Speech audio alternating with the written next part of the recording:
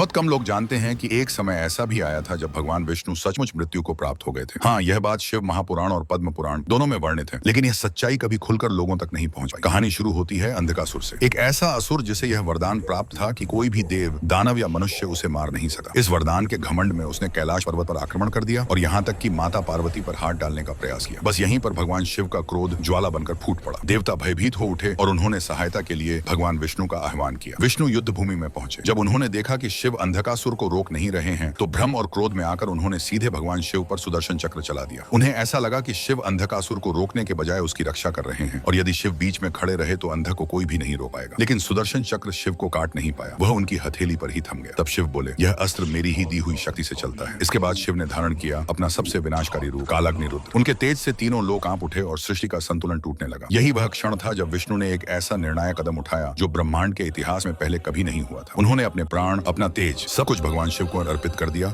और उसी क्षण विष्णु देह रूप में लीन हो गए। पुराणों में इसे मृत्यु इसलिए कहा गया है क्योंकि शिव में विलीन होना देह के लय के समान माना गया है और यह अवस्था मृत्यु तुल्य कही जाती है। देवता विलाप करने लगे क्योंकि सृष्टि का रक्षक स्वयं लुप्त हो चुका था। लेकिन कुछ ही क्षणों बाद जब शिव शांत हुए तो उन्होंने अपने हृदय से विष्णु को पुनः प्रकट किया, उन्हें पुनर्जीवित किया। यही घटना इतिहास में हरिहर एकत्व के नाम से जानी जाती है, जो महादेव और विष्णु दोनों को समान भाव से मानते हैं। वे कमेंट में जरूर लिखें, हर हर महादेव और जय श्री विष्णु।